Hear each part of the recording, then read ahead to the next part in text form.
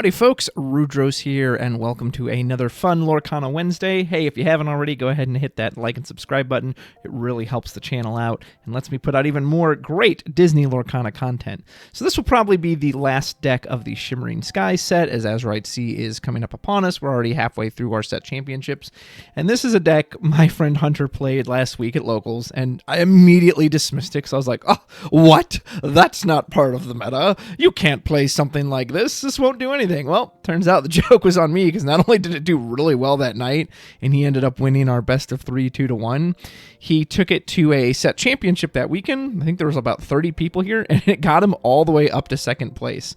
So this is a deck revolving around queens and princesses.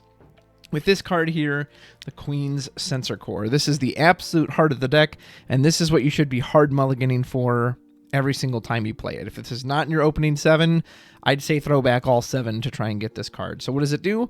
At the start of your turn, if you have a princess or queen character in play, you gain 1 lore, and then you get the Royal Search. You can exert it, pay 2 ink, reveal the top card of your deck. If it's a princess or queen character card, you can put it in your hand. Otherwise, you keep it on top of the deck.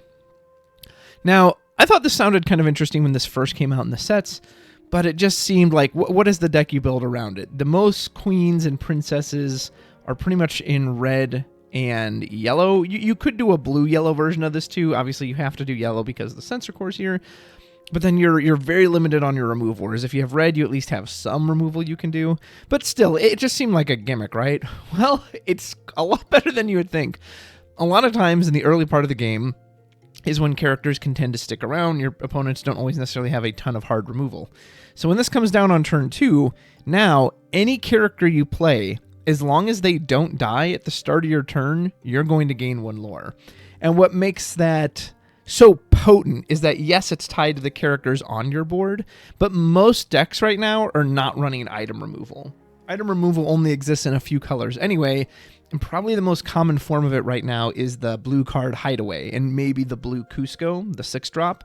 But still, like, I can't remember the last time I saw Rise of the Titans or the Benja. Like, at least in my locals, no one's really running that card, and I didn't see those cards pop up in many of the Las Vegas event either. So this card, once it comes down, is probably going to stick around.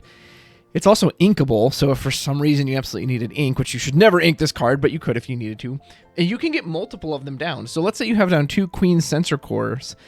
It then not only helps you dig deeper for cards, and since so many of the cards in the deck are princesses and queens, there's a very good chance it's also going to say pay to draw a card, which is not terrible when you have no other play.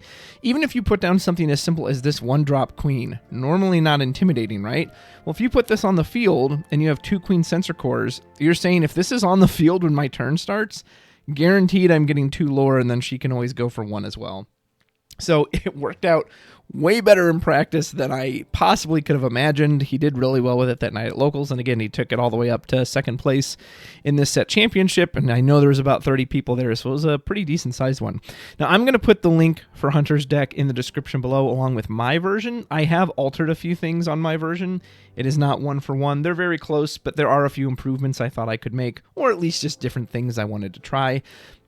I have overall upped the count of princesses and queens to hit off the queen sensor. Something that happened pretty amusing when he was facing me is he kept revealing World's Greatest Criminal Mind off of a sensor. And if you have 2 of them, well, the card stays right there on top. So the second effect, there's just nothing really to that. So that is that one I think I cut entirely. Yeah, the only actions I'm running, I do agree with the brawls. I think you're going to need Brawl to take out Flaversham or Diablo or any of those kind of key cards. So I do like having the Brawls in here, which he has in here as well. But World's Greatest Criminal Mind, I don't know. It just felt like it got in the way more than anything. So let's talk about some of the princesses and queens we've gotten here. I'm going to focus on my version. Again, I'll have the link to his version in the description as well, so if you want to focus on his version, absolutely take a look, but they are very similar. As you can see, this is a very character-focused deck. We have 52 whole characters, the 4 items, and then the 4 actions, and that's it. It's all about spamming characters to the board, and the whole point is you get the Queen Sensor, and probably they're going to run out of removal. They're not going to be able to remove everything. So here are our queens and princesses. We have the small 1-drop queen, Vanellope. Mulan is a princess. Snow White is a princess. Moana is a princess. Mulan, princess, princess, princess, princess, queen, queen, princess. So the only cards in here that are not queens or princesses is, of course, the Brawl and the Item, the Minnie Mouse, which there's only one of, and then who was the other one? Mother Gothel. Mother Gothel does not count as a queen. So if any of those are on the field, just be aware they're not going to trigger, but it means you should reliably be able to dig deeper as well with the Queen Sensor Core. So there's nothing really special about these cards, but it doesn't matter because you just have to put characters on the field with the Sensor Core sitting there. And when he played it against me, I was on Ruby Amethyst. I don't have a way to deal with items. So even once that came out on turn 2, it sat there the entire game. There's nothing I could do about it. So you have the Queen, Shift Queen line. Again, you don't have any big songs to sing, but this card is still just very good on its own. And now imagine when it's questing for 2 lore, you're also ticking up additional lore. You do have the Mulan Archer line, and you have multiple Mulans for that. Even though I don't think this 3-drop Mulan is nothing special, it fits the Sensor Core requirement. And then when you can shift onto this, when this card comes out shifted, it is very, very powerful.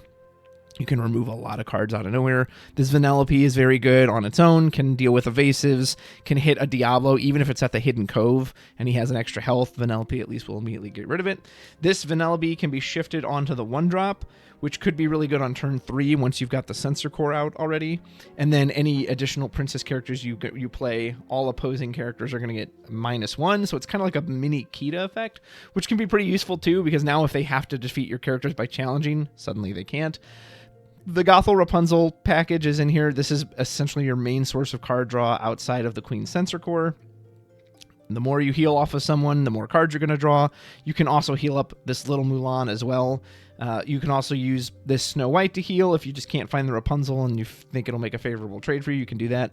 This Moana, I pretty much ignored when it came out because why would I want to play a 3-cost uninkable? But when it's triggering the Sensor Core and then it threatens to quest for 2 as well, that's actually pretty solid. If you notice, the uninkables in this are already very, very low. I think they're even lower in Hunter's deck. I bumped them up a little bit. Yeah, because I think he had the Minnie Mouse and the Vanellope and the Moana, and that's it. So I think he only had like 8, 7 uninkables, which was insanely low. Some of the cards I did switch out. I took out the Lumiere Li Sheng package. Neither of these are princesses or queens, so they weren't triggering off of our Sensor Core. So I do have more hits in mine over his.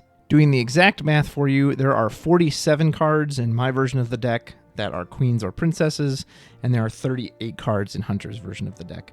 I understand the idea of the Li Sheng. It says your characters with 4 strength or more get +1 lore.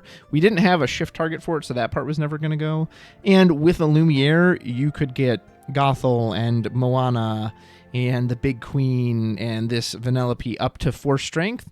So you could have, but I don't know. I just felt like there was probably better options. In particular, I put in Lady Tremaine.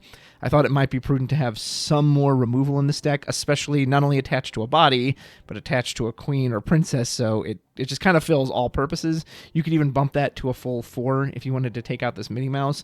This Minnie is very good against a very specific target, so they happen to play Maui or a Tamatoa. It's one of those cards with big attack that you have to get rid of. But outside of that scenario, sometimes it just doesn't do what I want it to. So you could put one more in there if you wanted to bump the numbers up even more, but I still think that works very well. I really do like having Lady Tremaine in here. And other than that, you're really just, it's a very simple deck. You're spamming out characters, you're putting out the Sensor Core, and then when you have nothing better to do, you use the Sensor Core to just dig for more characters. And most of the decks, again, they only have so much removal outside of challenging. And as long as you have a character on the board that's ready that they can't challenge, your Sensor Cores are just going to trigger over and over and over again. So it's a very straightforward deck, but man, oh man, was I surprised about how well it did. And not only at that locals, but again, clearly did very well in a set championship. I do think you absolutely need to hard mulligan for this Queen Sensor Core. I said again, but I want to reiterate because without it, you're kind of just playing characters. Characters that don't necessarily do a whole lot. All these characters up front here, these are just bodies. Gothel is good for the Rapunzel heal, but outside of that, they're just bodies. She'll just kill herself immediately. These are really just bodies. So the only strong removal effects you have are kind of this Vanellope, Tremaine, and then kind of the Queen and Mulan, and depending on how you look at them in the Brawl. But I've also seen it, again, with so little item removal going around right now, you just start spamming stuff to the field, and the lore adds up way more than you would think it would. And even like games where I would go first, it's like, okay, I get to go first, so surely I'll get to set the tempo. No, because of the Queen Sensor Core, that lore just kept ticking up and kept ticking up and kept ticking up. And it's like, oh man, like I'm supposed to be the one racing away with the game, and now my opponent is actually forcing me to switch and have to be the person challenging all of his stuff, because if he starts that turn with that Queen Sensor Core in play, it's huge. So if you want a very straightforward, simple, fun deck that can be surprisingly good in the meta, at least at one of these set championships. Again, I know it didn't place high at Las Vegas or anything like that, but I think you could really catch some folks off guard with this one. So give it a try. Let me know what you think. Don't forget to like and subscribe if you haven't already. Thank you so much for watching. Good luck with the rest of your set championships. And until next time, take care.